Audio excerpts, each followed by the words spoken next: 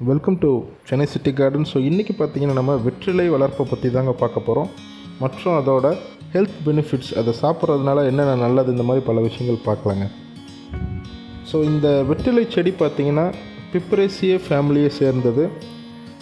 அந்த பிப்ரேசியே ஃபேமிலியில் பார்த்திங்கன்னா பெப்பர், அதாவது மிளகு, அதுவும் அதே ஃபேமிலி தான். மிளகோட இலையும் இதோட இலையும் பார்த்திங்கன்னா ஒரே மாதிரி தான் இருக்கும் கிட்டத்தட்ட. ஸோ ரெண்டுமே ஒரே குடும்பத்தை சேர்ந்தது. இப்போ எப்படி அதை வளர்க்கலான்னு பார்க்கலாங்க. நீங்கள் இங்கே பார்க்கலாம், அதோட தண்டு வந்து பார்த்திங்கன்னா மண்ணுக்குள்ளே இந்த மாதிரி புதைச்சி வச்சு அது மேலே மண்ணை போட்டு வச்சுட்டிங்கன்னா போதுங்க, வேறு ஒன்றும் பண்ண தேவையில்லை. இது வந்து கொடி வகைன்றது எல்லாருக்கும் தெரியும். அதில் ஒரே ஒரு தண்டை மட்டும், ஒரு ஸ்டெம்மை மட்டும் இந்த மாதிரி மண்ணுக்குள்ளே போட்டு புதைச்சி அதுக்கு மேலே மண் போட்டு கவர் பண்ணி வச்சுருங்க, போதும். 5-10 நாளுக்குள்ளே அந்த இடத்துல இந்த மாதிரி வேர் வர ஆரம்பிச்சிடும். ஸோ ரொம்ப ஈஸி. இதை வந்து பார்த்திங்கன்னா ப்ராப்பகேட் பண்ணுறது, பதியம் போடுறதுன்றது ரொம்ப ஈஸிங்க. இப்படி போட்டு வச்சிட்டிங்கனாலே போதும், வேர் விட்டுரும். நம்ம எத்தனை செடி வேணால் இதிலேருந்து எடுத்துக்கிட்டே இருக்கலாம். நான் ஒரு செடி பார்த்திங்கன்னா 40 ரூபாய்க்கு வாங்கினேங்க பக்கத்தில் இருக்கக்கூடிய நர்சரியில் முதல்ல. ஸோ அந்த மாதிரி நீங்கள் ஒரே ஒரு செடி வாங்கிட்டு அதை பேரண்ட் பிளான்ட்டாக பயன்படுத்திக்கோங்க. இந்த மாதிரி பல செடிகள் நீங்கள் பதியம் போட்டு எடுத்துக்கலாம். இப்போ வந்து பார்த்திங்கன்னா ஒரு பதியம் போட்ட செடியை இன்னொரு தொட்டியில் நம்ம ஊண்டி வைக்கலாம். ஸோ அதை நான் கட் பண்ணிக்கிறேன். வேர் பாருங்கள், ஒரு நோடுன்னு சொல்லுவாங்க. இந்த ஒரு முனையிலையும் பார்த்திங்கன்னா நிறைய வேர் விட்டுக்கிட்டே இருக்குது. இப்போ நம்ம வந்து இன்னொரு தொட்டியில் அந்த செடியை ஊண்டலாம், பதியம் போட்ட செடியை. இதுக்கு வந்து எந்த விதமான சிறிய தொட்டி போதுங்க, ரொம்ப பெரிய பேக், growbag எதுவும் தேவையில்லை. சாயில் மிக்ஸ் பார்த்திங்கன்னா நான் மாடி தோட்டத்தில் எப்போவும் ரெடி பண்ணக்கூடிய 50% கோகோபீட், 30% எரு, 20% vermicompost. சாயில் வேண்டுன்றவங்க ஆட் பண்ணிக்கோங்க. ஏன்னா வேர் நல்லா பிடிச்சிக்கும். அப்போ தான் பார்த்திங்கன்னா grip நல்லா கிடைக்கும் அதுக்கு வேருக்கும். ஸோ அந்த விதத்தில் கொஞ்சம் மண் வேணுன்னா சேர்த்துக்கலாம். கார்டன் சாயிலாக இருக்கட்டும், இல்லை ரெட் சாயில், ரெண்டுமே சேர்த்துக்கலாங்க. அவ்வளோதாங்க, ஊண்டி வச்சாச்சு. இதில் தண்ணி ஊற்றிக்கலாம். இது தயவு செய்து நிழலில் வைங்க. திரும்பவும் சொல்கிறேன், நிழலில் வைங்க. அப்போ தான் வந்து வெற்றிலை செடியானது நல்லா வளரும்.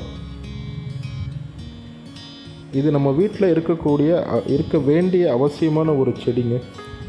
குழந்தைகளுக்கும் பல இதுக்கு நம்ம பயன்படுத்துகிறோம். அவங்களுக்கு மெடிக்கேஷன், கண்டிப்பாக அவங்களுக்கு இந்த வெற்றிலை செடியானது நம்ம ட்ரெடிஷ்னலாகவே பயன்படுத்திட்டு வரோம். சளி, இருமல், வயிற்றுப்போக்கு, வயிறு சம்மந்தப்பட்ட பிரச்சனை எல்லாத்துக்குமே இதை பயன்படுத்திகிட்ருக்கோம். இதுக்கு வந்து pH லெவல், மண்ணோட pH லெவல் வந்து 5 to 5.6 இருக்கணுங்க. கொஞ்சம் அசிடிக்காக தான் இருக்கணும். ஸோ அந்த விதத்தில் நீங்கள் செடி வச்ச அப்புறம் இதுக்கு டீ தூளை நீங்கள் உரமாக கொடுக்கலாங்க. செடி நல்லா பச்சை பசேர்னும் வளரும், அதுக்கு தேவையான அசிடிட்டியும் கிடைக்கும். டீ தூளில் டேனிக் ஆசிட் இருக்குதுன்றதுனால அது வந்து பார்த்திங்கன்னா அசிடிக்கான ஒரு ஃபெர்டிலைசர் தான். இந்த செடிக்கு தாராளமாக நீங்கள் அதை ஆட் பண்ணலாம். அதுக்கப்புறம் ஜென்ரலாக ஆட் பண்ணக்கூடிய வெர்மிகம்போஸ்ட்டை ஆட் பண்ணலாங்க. மண்புழு உரத்தை ரெகுலராக ஆட் பண்ணலாம். நல்லா பச்சை பசேர்னு வளருங்க. நிழலில் இருந்தால் மட்டும் போதும். நான் வந்து இதுக்கு மேலே கொடி செட்டப் ரெடி பண்ணி வச்சுருந்தேன். அதனால் இந்த இடத்துல நல்லா நிழலாக இருக்குது. நீங்களும் உங்கள் வீட்டில் நிழல் பகுதியில் வைங்க. இந்த மாதிரி பச்சை பசேர்னு வளரும். இது வந்து கார வெத்தலைன்னு சொல்லுவாங்க.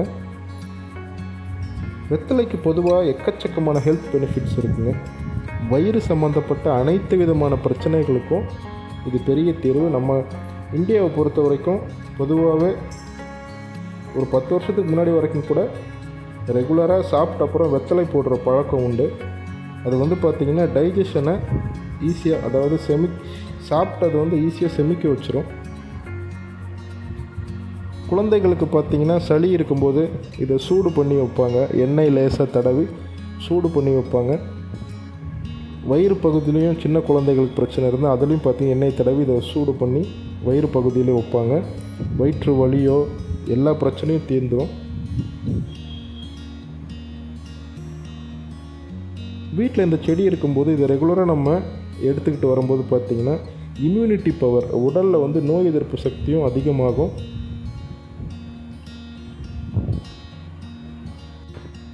இது வந்து பார்த்திங்கன்னா கிட்னி ப்ராப்ளம் இருக்கிறவங்களுக்கு, உடம்புல வந்து பார்த்திங்கன்னா நிறைய நீர் சுரக்க வச்சு தேவையில்லாத டாக்ஸின்ஸ் கழிவுகளை இந்த வெற்றிலையானது சிறுநீர் வழியாக வெளியேற்றிடுங்க.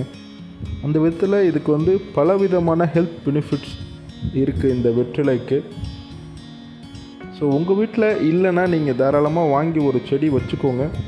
இந்த மாதிரி அவசர நேரத்தில் இப்போது கொரோனானால் பல பாதிப்புகள் ஏற்பட்டுக்கிட்டு இருக்கு. நோய் எதிர்ப்பு சக்தியை அதிகப்படுத்துறதுக்கு நிறைய உணவுகள் எடுத்துக்க சொல்கிறாங்க. இதுவும் வந்து பார்த்திங்கன்னா ஒன் ஆஃப் தி ஹர்ப்ஸ், மூலிகை செடிகளில் ஒன்று என்னை பொறுத்த வரைக்கும் எப்போவுமே இருக்கணுங்க. உங்கள் வீட்டில் வெற்றிலை செடி இருந்தால் ரொம்ப நல்லது. இல்லாதவங்க கண்டிப்பாக ஒன்று புதுசாக வாங்கி வச்சுக்கோங்க. அதே நேரத்தில் காம்போஸ்டிங் பண்ணாதவங்க தயவுசெய்து பண்ண ஆரம்பிங்க. இந்த அவசர கால சூழ்நிலையில் நிறைய துப்புரவு தொழிலாளர்கள் பார்த்திங்கன்னா நமக்காக எல்லார் வீட்லேயும் போய் நம்ம வீட்டில் நம்ம போடக்கூடிய குப்பைகளை சேகரித்து எடுத்துகிட்டு போயிட்டுருக்காங்க. இந்த மாதிரி அவசர கால சூழ்நிலையில் கண்டிப்பாக நம்ம வந்து ஒரு காம்போஸ்ட் பின் வச்சுருக்கும் போது அந்த குப்பைகளை நம்மளே வீட்டில் உரமாக மாற்றி நம்ம செடிகளுக்கு பயன்படுத்திக்கலாம். அதிக குப்பை நம்ம கொட்டணும்னு அவசியம் கிடையாது. ஸோ தயவுசெய்து இதை ஞாபகத்தில் வச்சுக்கோங்க. ஏன்னா அவங்க வந்து பார்த்திங்கன்னா நமக்காக இந்த கொரோனா பிரச்சனை இருக்கும்போது கூட வெளியே நமக்காக வந்து இவ்வளோ வேலை பண்ணிகிட்ருக்காங்க. வெளியே வரக்கூடாதுன்னு எல்லோரையும் சொல்லியிருக்கோம். பட் ஆனால் அவங்க இந்த ரிஸ்க் இது பண்ணியே பார்த்திங்கன்னா வெளியே வந்து நமக்காக ஹெல்ப் பண்ணிகிட்ருக்காங்க. ஸோ குப்பைகள் அதிகம் போடாதீங்க. முடிஞ்ச அளவுக்கு கம்போஸ்ட் பின்னில் போட்டு உரமாக்க முயற்சி பண்ணுங்கள். ஸோ இதை நான் சொல்ல நினச்சது இந்த மாதிரி ஒரு டைமில் இதை பண்ணணும்னு சொல்லிட்டு. ஸோ இதுதான் பார்த்திங்கன்னா வெற்றிலை வளர்க்கக்கூடிய முறை. இந்த வீடியோ பிடிச்சிருந்துச்சுன்னா லைக் பண்ணுங்கள், ஷேர் பண்ணுங்கள், சப்ஸ்கிரைப் பண்ணுங்கள். தேங்க்யூ.